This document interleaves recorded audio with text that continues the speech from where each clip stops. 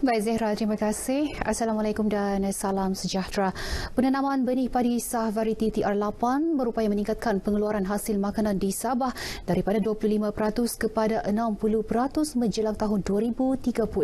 Menteri Pertanian dan Perikanan Sabah Datuk Seri Panglima Dr. Jeffrey Ketingan berkata, berdasarkan projek rintis di Kampung Lambanga, Apin-Apin, Keningau, hasil meningkat lebih 3 tan metrik iaitu kepada 7.5 tan metrik sehektar dalam tempoh 3 tahun.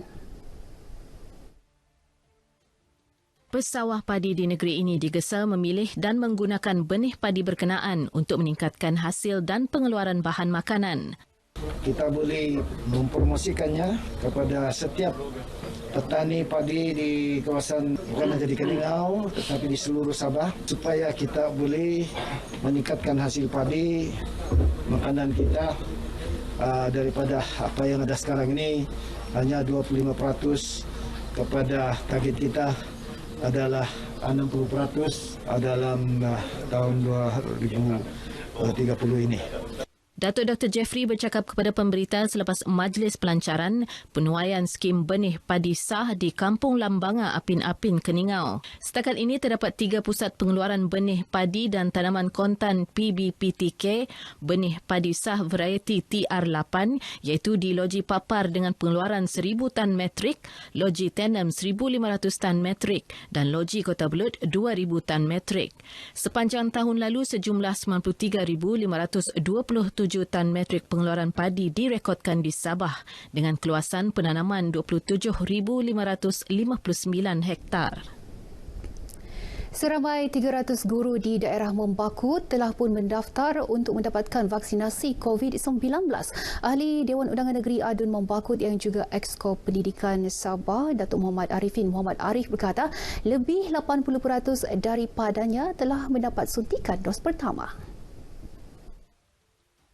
Peratusan tinggi berkenaan bertepatan dengan usaha memastikan petugas hadapan mendapat perlindungan seawal mungkin. Dato' Arifin yang juga Menteri Tugas-Tugas Khas berharap ahli jawatan kuasa masjid seperti imam, bilal dan ketua-ketua rumah ibadat yang sentiasa berdepan dengan orang ramai juga segera mendapatkan vaksin. Agar mereka sebahagian daripada frontliner kita, termasuklah saya minta supaya para imam, jawatan kuasa masjid, bilal, ketua-ketua rumah ibadat yang lain agar tampil untuk mendaftarkan diri kerana mereka adalah juga barisan hadapan yang perlu mendapat vaksin.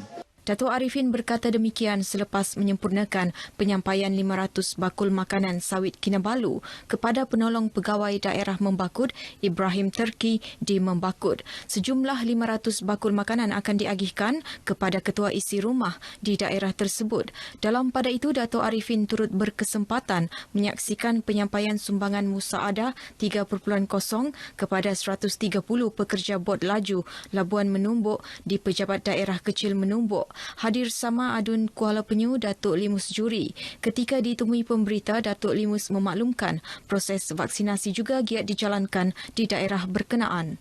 Kita di Kuala Penyu ini, saya tidak silap, sudah saya dibagi beritahu dalam 2,000 orang sudah divaksin. Jadi penduduk kita divaksin ini kurang lebih dalam 6,000 lebih saja. Jadi pendaftaran dalam 4,000 sudah, dan hari ini di daerah Kecil Menumbuk sudah dalam menjalankan vaksin dalam 150 orang. Proses pengagihan bantuan bakul makanan kerajaan negeri kepada penduduk terjejas terus dipergiat termasuk di kawasan Dewan Undangan Negeri Dun Labuk. Pegawai daerah Beluran Nordin Daling memberitahu agihan dibahagi kepada 5 zon iaitu Pekan Beluran, Kuala Sapi, Muanad, Pulau Kenyogan dan Pulau Tetampuan. Pelbagai agensi seperti Jabatan Kerja Raya, Jabatan Bomba dan Penyelamat JBPM dan Majlis Daerah serta Pejabat Daerah Beluran akan digerakkan bagi menyelaras pengagihan ke lebih 30 buah kampung.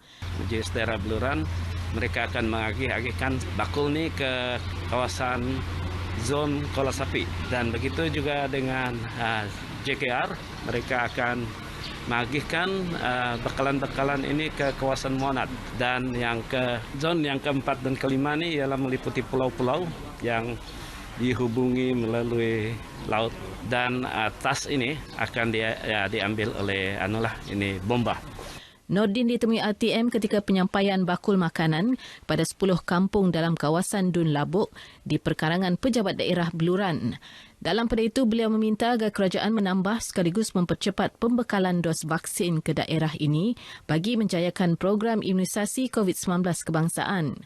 Setakat 20 Jun, hanya 10% atau kira-kira 8,300 penduduk Beluran telah melengkapkan 2 dos suntikan vaksin COVID-19. Pelbagai pihak termasuk syarikat dan individu berkemampuan tampil menyalurkan sumbangan kepada pusat pemberian vaksin PPV di negeri ini termasuk di Sandakan. Terbaru Persatuan Pemilik Ladang Malaysia menyumbang 15 unit komputer riba dan 6 telefon bimbit dengan pendaftaran perkhidmatan selama setahun kepada PPV Dewan Libaran Sandakan. Pegawai Kesihatan Kawasan Sandakan Dr. Johari Awang Besar memberitahu kelengkapan itu akan dimanfaatkan sebaiknya untuk memastikan kelancaran proses pemberian vaksin di daerah ini. Kalau ada mana-mana pihak lain, korporat lain yang ingin bantu, kita sangat-sangat maklumkan, tidak ada masalah. Dan saya akan beri kerjasama untuk pastikan bantuan ini dapat digunakan, dan sebenarnya bantuan ini bukan untuk Pejabat Kesihatan Sandakan, dia bantu untuk rakyat Sandakan sendiri. Dalam pada itu, wakil syarikat tersebut Stephen Goh berkata pihaknya akan berusaha untuk mendapatkan lebih banyak bantuan seumpama untuk disalurkan ke PPV ketiga iaitu Dewan Hakar Batu Enam yang dijangka dibuka Julai ini. Berterima kasih kepada pihak KKM kerana memberi peluang kami menyumbangkan 15 laptop dan 6 telefon bimbit lah. Dengan itu talian telco selama 1 tahun. Inisiatif ini adalah untuk supaya pihak KKM mempercepatkan proses vaksinasi lah.